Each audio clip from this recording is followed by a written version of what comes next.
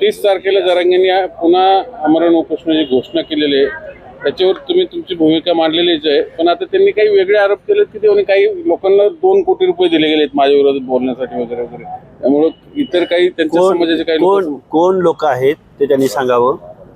आणि दुसरी गोष्ट, जरांगे हे वळवाच्या पावसाप्रमाणे 2-3 महिन्याला ते उपोषणाला बसणारच आहेत. आता महाराष्ट्रानं त्याची सवय करून घ्यावी. मुख्यमंत्री महोदयांनी सुद्धा त्याच्या या मागणीला, बेकायदा मागणीला इथून पुढं जास्त प्रमाणात महत्त्व देऊ नये. त्याचं कारण असं आहे, मुख्यमंत्री महोदय काय फक्त जरांगे ज्या प्रवर्गाची मागणी करतायत त्यांचीच मुख्यमंत्री नाहीत ना, त्यांच्यावरची जबाबदारी 12-13 करोड जनतेची आहे. त्यामुळं महाराष्ट्राच्या मुख्यमंत्र्यांनी सर्व लोकांच्या हिताचं संरक्षण करावं असं मी मुख्यमंत्री महोदयांना विनंती करेन. याच्या पलीकडं मनोज जरांगेंच्या मागणीला आम्ही जास्त महत्त्व देत नाही. आंदोलन करण्याचा इशारा दिलेला आहे, त्याकडे कशा पद्धतीने? हे बघा, आंदोलन जरांगे आहे ना, त्याला मीडियाची आणि कॅमेऱ्याची सवय झाली.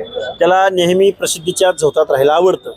पण आपण मागणी काय करतो, आपण कुठल्या भाषेत बोलतो, आपण कुणाला किती शिव्या देतो, ही महाराष्ट्राची संस्कृती नाही. महाराष्ट्रामध्ये एवढ्या खालच्या दर्जाचं सार्वजनिक ठिकाणी कुठलाही नेता, कुठलाही सामाजिक कार्यकर्ता, सामाजिक नेता कधीही बोललेला नव्हता. महाराष्ट्राची पुरती वाट लावण्याचं काम कोणी केलं असेल तर मनोज जरांगेंच्या बोलीभाषेने केलं आहे. त्यामुळं पण दुर्दैव हे आहे की जरांगेंनी इकडे आंदोलन करायचं, झुंड गोळा करायची आणि शासनानं किंवा उपसमित्यांनी, मंत्रिमंडळाच्या उपसमित्यांनी काही निर्णय घ्यायचे. त्यामुळं असं झालं की महाराष्ट्रातल्या ओबीसींचं आरक्षण संपलंय. महाराष्ट्रामध्ये कोणीही उठतोय, कुणबीचं सर्टिफिकेट काढतोय आणि महत्त्वाच्या जागा बळकावतोय, बेकायदा ताबा मारतोय. याची आमच्याकडं शेकडो उदाहरणं आहेत. 21 तारखेला ओबीसीच्या मंत्रिमंडळाच्या उपसमितीसमोर उपसमितीची बैठक होती बावनकुळे साहेबांच्या अध्यक्षतेखाली. आम्ही आमची निवेदनं, आमच्या मागण्या त्यांच्यासमोर ठेवलेल्या आहेत. 21 तारखेला आम्ही महाराष्ट्राला सांगू की ओबीसींचं किती वाटोळं झालं आहे, ओबीसींचं किती नुकसान झालं आहे आणि मनोज जरांगेंच्या बेकायदा मागणीला सरकार कसं बळी पडलंय आणि त्यामध्ये ओबीसींचं काय नुकसान झालंय हे 21 तारखेला आम्ही पूर्ण महाराष्ट्राला सांगू. 100 सभा घेतोय, काय उद्देश? 100 सभा आम्ही जातनिहाय जनगणनेसाठी घेतोय, बजेटरी तरतूद झाली पाहिजे यासाठी घेतोय, ओबीसींना एकत्र आणण्यासाठी घेतोय, मनोज जरांगेंच्या मागणीला बळी पडून शासनानं ओबीसीचं कसं नुकसान केलंय यासाठी घेतोय.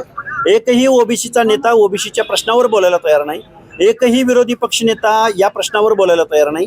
सत्ताधाऱ्यामधले ओबीसीचे सगळे मंत्री, आमदार, खासदार बोलायला तयार नाहीत. या सगळ्या गोष्टींकडे लक्ष वेधण्यासाठी आम्ही महाराष्ट्रभरामध्ये 100 सभा घेत आहोत. आणि या 100 सभा तालुका जिल्ह्याच्या ठिकाणी नसतील, आम्ही गावगाड्यामध्ये जात आहोत. जिथं फोन येईल तिथं आम्ही जाऊन त्या सभा घेत आहोत. 23 आणि 24 तारखेला आम्ही सिंदखेड राजा आणि देऊळगाव राजामध्ये 5 सभा घेत आहोत. पुन्हा मग नांदेड जिल्हा आहे, लातूर जिल्हा आहे, परभणी जिल्हा आहे, परत छत्रपती संभाजीनगर जिल्हा आहे, सोलापूर जिल्हा आहे, पुणे जिल्हा आहे. आमच्या जवळजवळ 60 ते 70 सभा आणि गावं आणि तालुके फायनल झालेले आहेत. आणि मग आम्ही तारखा येऊ घातलेल्या दिवसामध्ये जाहीर करू. जरांगे उपोषणाला बसला म्हणून आपणही उपोषणाला बसायचं हे आता बंद होईल. आमचे काही मूलभूत प्रश्न आहेत ओबीसींचे. ते उपोषण करणार तर तुम्ही सभा घेणार? आम्ही सभा घेणार, आम्ही ओबीसीला जागृत करणार. ओबीसीच्या प्रश्नावरती ओबीसी सेलचे प्रमुख बोलत नाहीत, ओबीसीचे आमदार बोलत नाहीत, ओबीसीचे मंत्री बोलत नाहीत. हेच या गोष्टी आम्ही ओबीसीच्या जनतेसमोर मांडू ना. शेवटी तेच झालं की पुन्हा मराठा वर्सेस ओबीसी. म्हणजे मग आम्ही शांत बसायचं का? ओबीसीनी शांत बसायचं का? जरांगेंनी काहीही मागणी करायची आणि मंत्र्यांनी त्याच्यावरती GR काढायचे आणि ओबीसीनी शांत बसायचं, असं आहे का त्याचा अर्थ? ओबीसी सुद्धा आंदोलन करतील ना. ओबीसी सुद्धा आमचं काय नुकसान झालंय हे इथल्या व्यवस्थेला, महाराष्ट्राला समजावून सांगतील. दुसरं असं, अजितदादांच्या राष्ट्रवादीत, दादांच्या पक्षात भुजबळ असतील, तटकरे असतील, पटेल असतील, मुंडे असतील, हे जे काही ओबीसी नेते आहेत त्यांना डावललं आम्हाला दिसतंय. मी कार्यकारिणीनं काढलंय, पदं काढली, सगळं काय चाललंय काय नाही? नाही, ओबीसीच्या नेत्यांना तुम्ही आता ओबीसी नेते म्हणालात, मी किती मानायचं हा म्हणजे विचाराचा प्रश्न आहे. पण तरीही त्यांना त्यांची जागा कळली असेल की आपण नक्की कुणाच्या घरात राहत होतो आणि आपलं स्थान काय होतं तिथं. अरे उतरा ना रस्त्यावर, अरे उतरा. तुम्ही ओबीसीचे नेते म्हणता ना, ओबीसीच्या प्रश्नावर भांडा, ओबीसीच्या प्रश्नावर बोला. पण मग राष्ट्रवादी काय, पवार फॅमिलीची जर प्रायव्हेट लिमिटेड कंपनी असेल, तुम्ही काय तिथं करताय? आता मग खालच्या भाषेत नको बोलायला, तू बाहेर पडा, रस्त्यावर उतरा. तुमच्या मागं 50-60% ओबीसीची जनता आम्ही उभी करू. आमचे प्रश्न हातामध्ये घ्या.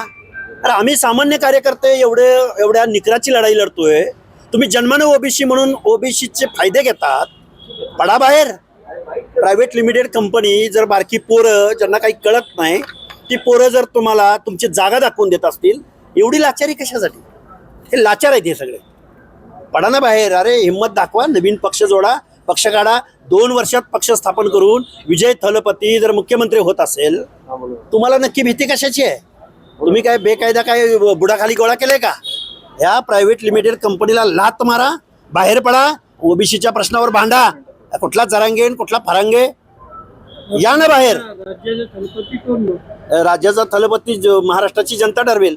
ओबीसी बांधव ठरवतील 50-60%, SC ST बांधव ठरवतील. कोणतरी कुठला तरी माणूस येतो, बेकायदा मागणी करतो, लोकशाही मानत नाही, वेगवेगळ्या नेत्यांचा रिस्पेक्ट न करता, वेगवेगळ्या जातींचा रिस्पेक्ट न करता त्यांना खालच्या भाषेत बोलत असेल, असा थलपती होणे नाही. अरे 12-13 करोड जनतेच्या दायित्वाची जी भाषा बोलेल तो थलपती होईल. कोणी उठेल आणि थलपती. अरे ओबीसीचे थलपती कोण? ओबीसीचा तसं बायफर्गेशन करू नका. महाराष्ट्राचा थलपती तुम्हाला बघायला भेटेल. कोण? अरे दिसेल तो. हो, अरे काय